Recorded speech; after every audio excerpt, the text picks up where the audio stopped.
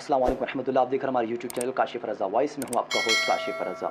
हम 7 सितंबर को आने वाली 7 सितंबर को गोल्डन जुबली मनाने जा रहे हैं। 50 साल पूरे होने को हैं। 1974 को अलशाह इमाम अहमद दुरानी सिद्दीकी रहमतुल्लाह ताला अलैह की क़ियादत में कायदियानियों को कौमी असम्बली में काफिर करार दिया गया। वो एक बहुत लंबी दास्तान है, क्या हुआ उसमें और क्या क्या कहानी थी, वो सारी चीज़ें आपने बहुत कम सुनी होंगी।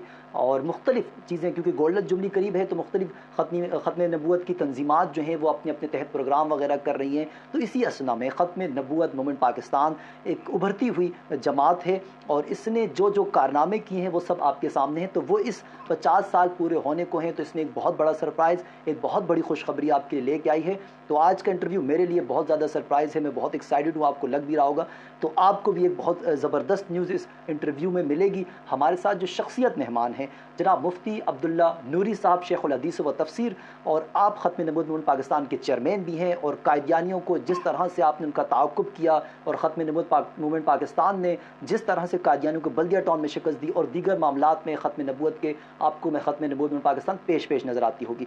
तो आज के हमारे मेहमान भी ख़त्म नबूवत मूवमेंट पाकिस्तान के चेयरमैन जनाब मुफ्ती अब्दुल्ला नूरी साहब हैं। हज़रत अस्सलाम वालेकुम रहमतुल्लाह, कैसे आप खैरियत से हैं? सलाम, अल्लाह का शुक्र, आप खैरियत से? जी अल्हम्दुलिल्लाह। हज़रत हमारे लिए तो आज का, क्योंकि मुझे तो मालूम है कि क्या खुशखबरी है, तो मैं तो बहुत एक्साइटेड हूँ, ज़ाहिर है हमारे व्यूवर्स भी एक्साइटेड होंगे। तो सबसे पहले तो ये बताइएगा कि क्या खुशखबरी है आपके पास और क्या चीज़ है जो आप ये 50 साल पूरे होने के हैं आप हमारे लिए लेके आ रहे हैं, और वो क्या काम है जो आज तक अहले सुन्नत के प्लेटफॉर्म से नहीं हुआ, जो आप पहली बार करने जा रहे हैं?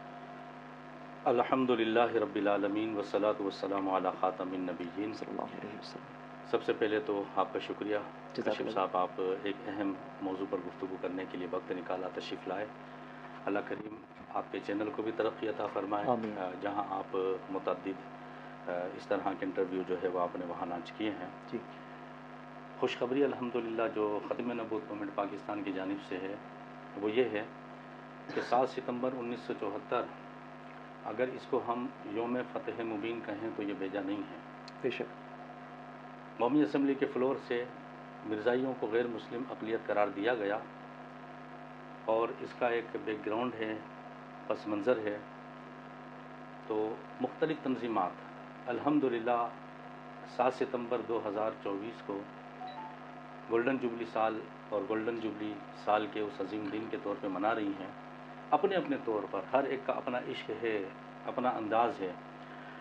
तो हमने ये सोचा कि जिन बुज़ुर्गों की याद हम मना रहे हैं तो क्यों ना उन बुज़ुर्गों का वो कारनामा कि जो उन्होंने असम्बली के फ्लोर पर सर अंजाम दिया था, हम उस कारनामे की रुदात अवाम के सामने लेकर आएँ। सुभान अल्लाह। क्या तो 50 साल गुजरने के बावजूद वो सरकारी रिपोर्ट जो थी वो मंजर आम पर अहले सुन्नत के प्लेटफार्म से आज तक नहीं आई। बिल्कुल। तो चंद साल से अल्हम्दुलिल्लाह हम कोशिश में लगे हुए थे और अल्लाह के फजल करम से वो काम हमारा मुकम्मल हुआ और तकरीबन ये काम 7 जिल्दों में होगा इंशाअल्लाह, जिसकी पहली जिल्द इंशाअल्लाह गोल्डन जुबली के मौके पर अवाम उन्नास के हाथ में होगी इंशाअल्लाह। तो मुफ्ती साहब ये जो 7 जिल्दें आप लेके आ रहे हैं, तो इसका आइडिया, क्योंकि 50 साल होने को हैं, 2011-12 के करीब शाया हुआ सरकारी वेबसाइट पर, तो उसके बाद से हमारे जो अपना प्लेटफॉर्म है अहले सुन्नत का, वहाँ से लॉन्च कभी नहीं हुआ। तो आपको ये आइडिया कैसे आया कि हमने ये काम करना है?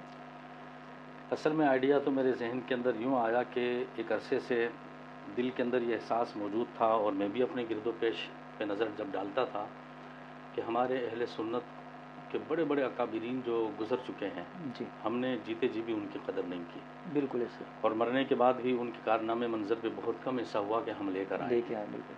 तो जब असम्बली की बात चलती थी तो इससे पहले के जो अहवाल मुख्तसर में यहाँ अर्ज़ करूँगा, और बहुत से हमारे अहबाब जानते भी हैं जी कि बुज़ुर्गों ने किस तरह मेहनत की। वो कोई आसान काम नहीं था, नहीं तो बिल्कुल। बहुत ही मुश्किल काम था और बहुत बड़ा कारनामा है। तो मेरे जहन के अंदर ये बात आई कि क्यों ना मैं अपने इन बुज़ुर्गों के कारनामे को मंजर पे लेकर आऊँ और सरकारी पूरी रिपोर्ट उसको शाया किया जाए। दूसरी इसकी एक वजह यह भी थी कि हम अहले सुन्नत ने जहाँ जहाँ अपने अकाबीर के कारनामों से जो है हमने पहलूतही की है, तो वहाँ जो सारिक किस्म का तबका है, जिसको हम चोर कह लें, चोर तबका, कि जो खुद तो कुछ करता नहीं है लेकिन जब काम करने वाले काम कर गुजरते हैं तो उसका क्रेडिट जो है वो खुद लेने की कोशिश करता है। ठीक। तो असम्बली की कार्रवाई के हवाले से भी ऐसा हुआ है। अच्छा। ऐसा हुआ है कि बहुत सारे लोगों ने अपनी जानिब मंसूब कर दिया कि जी वहाँ करारदाद जो पेश की थी वो कायदे मिल्लत इस्लामिया ने नहीं पेश की थी, बल्कि हमारे फ़लाँ फ़लाँ बुज़ुर्ग ने पेश की थी। وہاں یہ دلائل جو ہے یہ فلاں نے نہیں دیے تھے، یہ ہمارے فلاں بزرگ نے دیے تھے. تو یہ نقصان تو ہوا ہے یہ ہمیں. مس کیا ہے تاریخ بالکل. کو. لیکن انشاءاللہ جب یہ کام منظر پہ آئے گا تو چونکہ یہ خالصتاً سرکاری رپورٹ ہے اور اس کے ساتھ کچھ ہمارا کام بھی ہے، تو انشاءاللہ سارے حقائق اور گراؤنڈ ریئلٹی سب کے سامنے ہوگی انشاءاللہ. اچھا حضرت، تو جو یہ وہ وجوہات تھی کہ جس کی بنا پر الحمدللہ میں نے یہ کام آج سے 4.5 سال پہلے شروع کیا تھا الحمدللہ. ماشاء اللہ. اچھا، جو پارلیمنٹ میں مرزائیوں کے خلاف جو کارروائی ہوئی اس کا، کیونکہ آپ یہ 7 جلدیں لگ بھگ آپ کا کام مکمل ہو چکا ہے تو آپ کے علم میں ہوگا، جو یہ کارروائی اس کا پس منظر کیا تھا؟ اس کا پس منظر اگر ہم قریب کا لیں تو وہ تو بہت مشہور ہے. اگر ایک بعید کا پس منظر لیں تو بعید پس منظر تو یہ تھا، مرزا غلام قادیانی نے جب سے نبوت کا دعویٰ کیا تھا معاذ اللہ، اور اس کے بعد پاکستان جب بنا تو کلیدی عہدوں پر مرزائیوں نے جو ہے وہ اپنے پنجے گاڑ لیے تھے. خاص طور پر ظفر اللہ خان جو وزارت خارجہ کے عہدے پر براجمان ہو گیا، اور اسی طرح کے بہت سارے، ایون کہ ہمارا جو فوج کے جو اس ملک کا دفاعی حصار ہے تو وہاں بھی بہت سارے قادیانیوں نے جو ہے اہم عہدوں پر براجمان وہ ہوئے، اور ان کی کوشش یہ تھی کہ معاذ اللہ پاکستان کو ایک قادیانی اسٹیٹ بنا دیا جائے. پھر 1953-54 کی تحریک بھی چلی اور ہزاروں کی تعداد میں مسلمان شہید بھی ہوئے.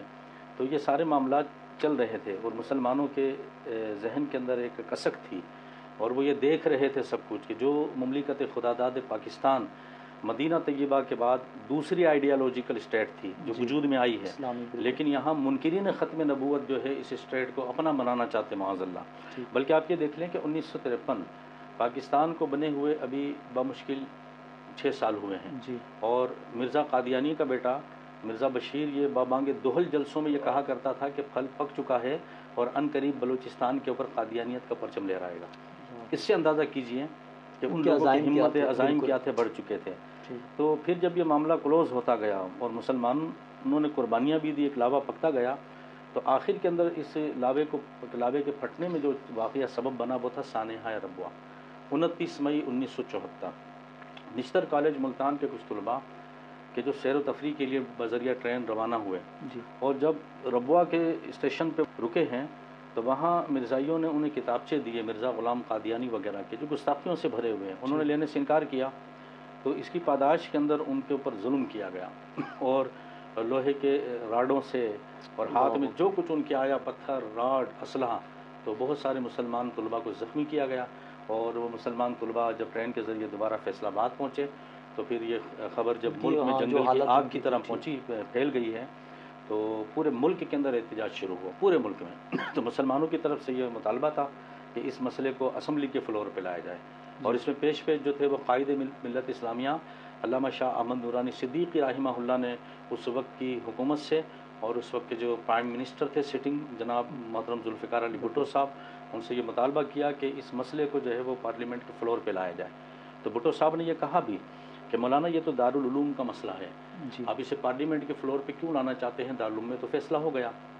تو قبلہ شاہ احمد نورانی صدیقی رحمہ اللہ جنہیں اللہ نے بڑی صلاحیتوں سے نوازا تھا، کسی کو جو ہے وہ سمجھانا، کنونس کرنا، یہ ساری صلاحیتیں ماشاءاللہ بادرجہ ختم موجود تھی.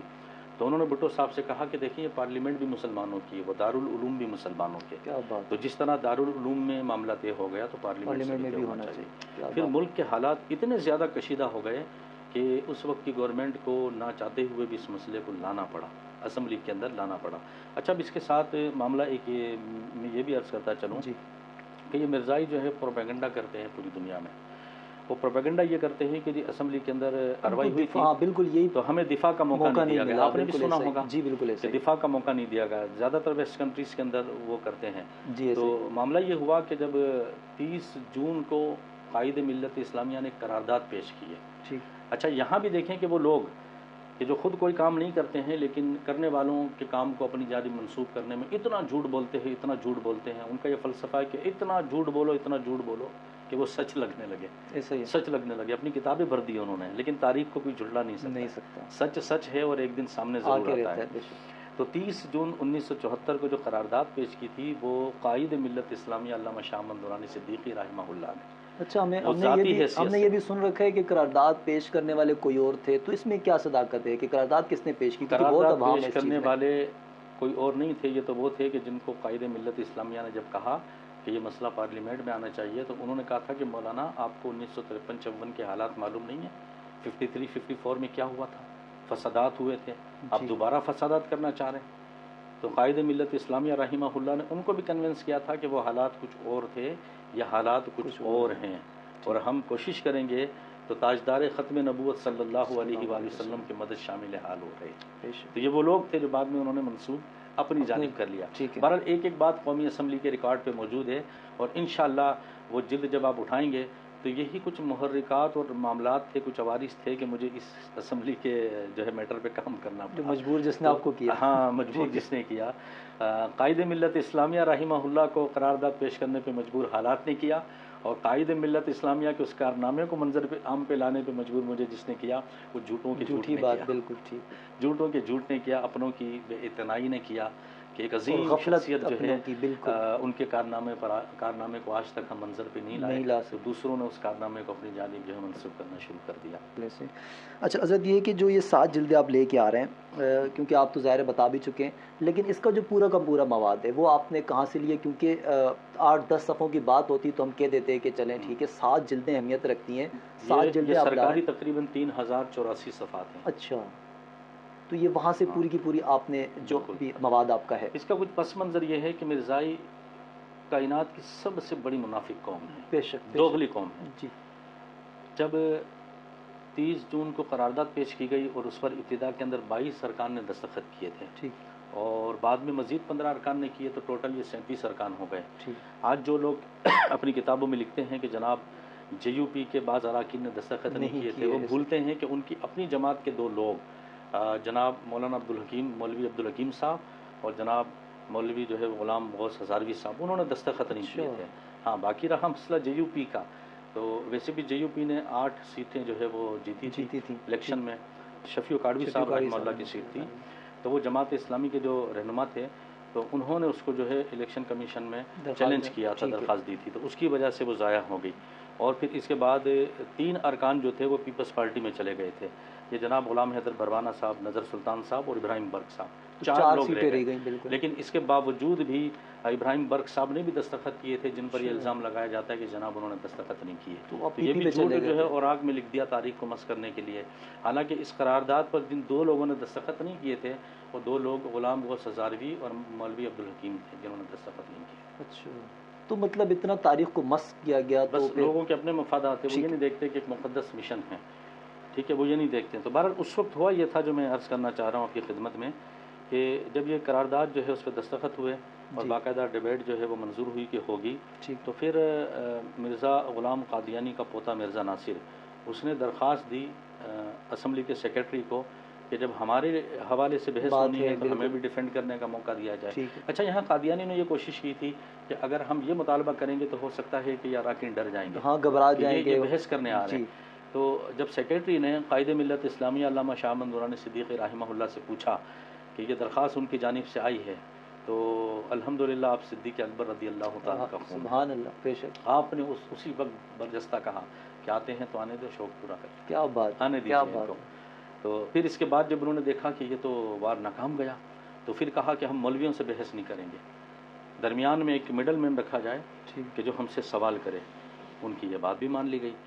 اب درمیان کے اندر جنہیں رکھا گیا تھا وہ اس وقت اٹارنی جنرل یحییٰ بختیار صاحب تھے، علماء کی ایک کمیٹی بنائی گئی، ٹھیک ہے نا۔ آپ نے بہت سی تحریریں پڑھی ہوں گی جس میں یہ ہوگا کہ جس سوالات فلاں کے جواب مرزا ناصر کے، سوال فلاں کے جواب مرزا ناصر کے، فلاں نے یہ سوال کیا مرزا ناصر بچ گیا، فلاں ہوا۔ تو وہاں فارمیٹ یہ تھا سوال جواب کا، براہ راست سوال جواب نہیں تھے، فارمیٹ یہ تھا۔ تو بہرحال جب یہ فارمیٹ بن گیا تو اب دقت ایک یہ پیش آئی کہ قومی اسمبلی کے اندر وہی لوگ آ کے ڈیبیٹ کر سکتے جو اسمبلی کے ممبر ہوں، مرزا ناصر ممبر نہیں ہے، تو اس کو کیسے لایا جائے؟ اس کے ساتھ 4 اراکین اور آئیں گے، 5 کا گروپ یہ تھا اور 3 لوگوں کا گروپ لاہوری گروپ تھا، تو ان کو کیسے؟ تو پھر اس کا حل یہ نکالا گیا کہ پوری اسمبلی کو ایک اسپیشل کمیٹی کا درجہ دیا گیا، اسپیشل کمیٹی، اور اس وقت جو اجلاس ہوتے تھے اسٹیٹ بلڈنگ میں ہوتے تھے، اور اس وقت قومی اسمبلی کے جو اسپیکر تھے وہ صاحبزادہ فاروق علی خان صاحب تھے، ان کو پھر اسپیشل کمیٹی کا چیئرمین قرار دیا گیا، اسپیکر تو نہیں کہہ سکتے، چیئرمین اس کمیٹی کا قرار دیا گیا۔ تو یوں کارروائی شروع ہوئی تھی، 5 اگست سے ابتدا ہوئی۔ اس سے پہلے مرزائیوں نے اپنا یہ محضر نامہ یہ قومی اسمبلی میں تقسیم کیا تھا، یہ تقریباً 189 پیجز کا ہے، لگ بھگ 200 اور پیج. یہ لوگ جی. پروپیگنڈا کرتے ہیں کہ سرکاری رپورٹ کے ساتھ ہمارا یہ محضر نامہ نہیں ہے. انشاءاللہ ہم ان کا یہ شوق بھی پورا کر دیں گے کہ 7 جلدوں کے آخر میں یہ محضر نامہ بھی ہوگا، اور انشاءاللہ اس محضر نامے میں جتنے جھوٹ بولے گئے ہیں تو ان جھوٹوں کا پردہ بھی انشاءاللہ ہم چاک کریں گے انشاءاللہ. کیا بات ہے. انشاءاللہ. تو یہ محضر نامہ شائع کیا. پھر اس کے بعد 5 اگست سے جو ہے وہ جرا شروع ہوئی. تو یہ 5 اگست کا پہلا دن تھا. یہ میرے پاس سامنے جتنی موجود ہے یہ سرکاری کارروائی. اچھا. A4 کے صفحات پر گورنمنٹ کی کارروائی. تو یہ کارروائی تھی گورنمنٹ کی خالصتاً، جس کو ہم نے سرکاری ویب سائٹ سے لیا ہے. اور اس پر کام ہم نے یہ کیا ہے کہ جو انگلش ہے اس کا ٹرانسلیشن کر دیا ہے. پھر آپ دیکھ رہے ہوں گے آپ کے الٹے جانب مرزائیوں کی کتب رکھی ہوئی ہیں یہ ساری. تو جہاں علماء نے سوالات کیے اور مرزا قادیانی ملعون کی کتابیں دی جس میں کفریات بھرے پڑے ہیں، اور یحییٰ بختیار صاحب نے جب سب کے سامنے رکھا اس کو اور مرزا ناصر سے سوالات بھی کیے، تو ان کتابوں کی پوری جو ہے وہ ان کے ریفرنس دیے گئے حوالہ جات. ٹھیک ہے. آج کل کے لحاظ سے جو پریس سے شائع ہوئے سارے حوالہ جات ہم نے اس میں دیے ہیں. تو یہ فارمیٹ تھا. اب یہ ان کا پروپیگنڈا پوری دنیا کے اندر کہ جی ہمیں موقع نہیں دیا گیا. 11 دن تک مرزا ناصر جو اس وقت قادیانیوں کا تیسرا خلیفہ تھا، 11 دن مرزا ناصر کو دیے گئے، اور 2 دن جو ہے وہ لاہوری گروپ کو دیے گئے. لاہوری گروپ میں 3 لوگ آئے تھے. ٹھیک ہے. اس میں ایک ان کا صدر الدین لاہوری، مسعود بیگ اور عبد المنان عمر لاہوری، 3 لوگ، 3 بندوں کا گروپ. تو ان کو 2 دن ان کو دیے گئے. تو ٹوٹل جو اجلاس ہوئے ہیں وہ 21 دن کی کارروائی ہے. 21 دن میں ان کو 13 دن ان کو دیے. اس کے باوجود بھی یہ پوری دنیا میں پروپیگنڈا کرتے ہیں کہ ہمیں ڈیفینڈ کرنے کا کوئی موقع نہیں دیا گیا. اور پھر انہوں نے کتاب بھی لکھی تھی دوسری جو ہے آئینی ترمیم پارلیمنٹ میں کیا بھی تھی، اور اس کے اندر بھی مکاریاں کی ہیں. انشاءاللہ اس کا جواب بھی اللہ نے چاہا تو ہم لکھیں گے کہ پارلیمنٹ میں تمہیں بولنے کا موقع دیا گیا تھا یا نہیں دیا گیا تھا. وہ تو انشاءاللہ یہ کارروائی سامنے آئے گی، اس سے جو ہے حقیقت سامنے آ جائے گی. پھر بھی اگر وہ نہیں سمجھتے ہیں تو اس کتاب کا جواب بھی انشاءاللہ ہم لکھیں گے. ٹھیک ہے حضرت. آخر میں یہ بتائیے گا، کوئی نہ کوئی کتاب جب لکھی جاتی ہے تو کسی نہ کسی اہم شخصیات کے نام سے منسوب کی جاتی ہے. تو آپ نے یہ کتاب 7 جلدوں پر لا رہے ہیں، آپ یہ کس کے نام سے آپ منسوب کر رہے ہیں؟ ختم نبوت مومنٹ پاکستان کو بنے ہوئے 4.5 سال ہو چکے. ہم نے مرزائیوں پہ مقدمات بھی کیے، کورسز بھی کروائے، تحقیقی کام بھی ہوئے، اور بڑے بڑے ہم نے سیمینار بھی رکھے جس میں 10-10 ہزار لوگ شریک ہوئے.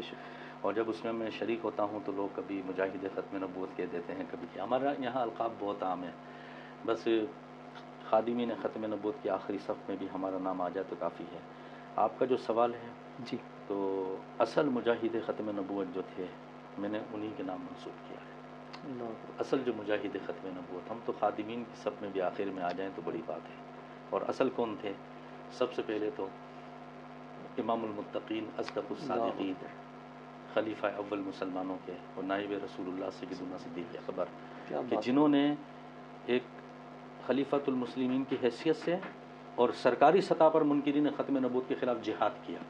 آج لوگ کہتے ہیں نہیں مرزائیوں کے خلاف قوانین ہیں، فلاں ہیں، امتیازی. میں کہتا ہوں تم قوانین کی بات کرتے ہو. صدیق اکبر رضی اللہ تعالیٰ عنہ کا تو طرز عمل یہ تھا کہ آپ نے منکرین ختم نبوت کے خلاف سرکاری سطح پر، اسٹیٹ کی سطح پر جہاد کیا. اگر ان کے ماننے والے ہو تو اسٹیٹ کی سطح پر مرزائیوں کے خلاف جہاد ہونا چاہیے. جہاد ہونا چاہیے. اصل تو یہ ہے. تو میں نے منسوب صدیق اکبر رضی اللہ تعالیٰ عنہ کی بارگاہ میں، اور پھر آپ ہی کی جو ہے اولاد سے اسمبلی کے فلور پر جن کی قیادت کے اندر ختم نبوت کا مقدس مقدمہ لڑا گیا. میری مراد قائد ملت اسلامیہ علامہ شاہ احمد نورانی صدیقی رحمہ اللہ، آپ کے جتنے رفقا، اور پھر ماضی قریب میں جس عظیم شخصیت نے ہمیں بیدار کیا اور ان کے صدقے سے الحمدللہ ہم یہ کام کر رہے ہیں، وہ امیر المجاہدین حضرت علامہ قادم حسین رضوی صاحب رحمہ اللہ، جن کی جوتیاں بھی ہمارے سر پہ آ جائیں. کیا بات ہے. الحمدللہ ہمارے لیے سعادت ہے. ماشاء اللہ. حضرت آخر میں یہ بتائیے گا، بہت سے ایسے خواہشمند حضرات ہیں جنہوں نے آج تک یہ پارلیمنٹ میں کیا کیا ہوا اور کون کون اہم شخصیت شامل تھی کسی کے علم میں نہیں ہے، تو وہی کتاب پڑھنا چاہیں، خریدنا چاہیں، تو اس کا کیا پروسیس ہے، وہ کس طریقے سے یہ کتاب خرید سکتے ہیں؟ انشاءاللہ ستمبر میں یہ کتاب منظر پہ آ رہی ہے. ٹھیک ہے. اور ہمارا جو پیج ہے ختم نبوت مومنٹ پاکستان کا، تو وہاں ہم نے اس کی پوسٹیں بھی چلائی ہیں اور وہ نمبر بھی دیے ہیں کہ جہاں آپ کال کر کے ابھی سے بک کروا سکتے ہیں. کیونکہ ہمیں امید ہے انشاءاللہ کہ جو اسٹاک آ رہا ہے وہ ہاتھوں ہاتھ نکل جاتے ہیں انشاءاللہ. پہلی بار آ رہی ہے یہ کارروائی. اور یقین جانیے میں نے جب قائد ملت اسلامیہ رحمہ اللہ کے بڑے شہزادے شاہ انس نورانی दामा जिल्लुल आली, उनको मैंने जब कुछ अर्सा पहले दिखाई थी तो उन्होंने मेरा माथा चूम लिया था। क्या बात है। बोला हज़रत मेरे बाबा जान ने जो कारनामा सर अंजाम दिया और दीगर, तो बिल्कुल। अल्हम्दुलिल्लाह वो कारनामा आप, मैं क्या सामने लाऊंगा, बस मालिक काम ले ले। तो ये इंशाल्लाह उस पेज पर आपको जो है वो मिल जाएगा। मज़ीद कोई मामला हो तो आप है ना, आप भी तो हमारे नुमाइंदे हैं। इंशाल्लाह बिल्कुल हज़रत, एक बार फिर हमारे तमाम व्यूवर्स की जानिब से, हमारी जानिब से, हमारी टीम की जानिब से आपको बहुत मुबारकबाद, क्योंकि बहुत बड़ा काम है और अल्लाह पाक आपको और बस आपकी पूरी अल्हम्दुलिल्लाह टीम को ये जज़ाए खुशखबरी खैर भी अता है फरमाए। कि कंपोजिंग तमाम 7 जिल्दों की हो चुकी है अल्हम्दुलिल्लाह। माशाल्लाह माशाल्लाह, तो क्या अल्लाह बात ने चाहा तो इंशाल्लाह नेक्स्ट दूसरी जिल्द नहीं होगी, नेक्स्ट पूरा सेट होगा क्या बात है इंशाल्लाह। इंशाल्लाह अल्लाह ने चाहा तो इंशाल्लाह वी विल डू इंशाल्लाह। इंशाल्लाह। ये थे ख़त्म नबूवत मुल्क पाकिस्तान के चेयरमैन शेख उल हदीस जनाब मुफ्ती अब्दुल्ला नूरी साहब। और मैं अब आपसे ये कहूँगा कि आपने ज़्यादा से ज़्यादा इस पोस्ट को शेयर करना है और फिर हज़रत के लिए आपने उनको मुबारकबाद, उनको इतने पैगामात आप दें, क्योंकि उन्होंने जो कमाल काम किया है वो आज 50 सालों तक कोई नहीं कर सका, वो काम आपने किया है। तो हमारे और मेरे इस दौर के हमारे ये हीरो हैं, जो हमारे हीरोज़ की पहचान इन्होंने हमें कराई है। अल्लाह पाक इनको और ख़त्म नबूवत मुल्क पाकिस्तान की पूरी तंजीम को जज़ाए खैर अता फरमाए। मुझे इजाज़त दीजिए, वक्तन फ़वक्तन इंशाल्लाह इस हवाले से आपको मज़ीद अपडेट भी हमारे यूट्यूब चैनल से मिलती रहेगी। इंशाल्लाह फिर होगी आपसे मुलाकात। अल्लाह हाफ़िज़।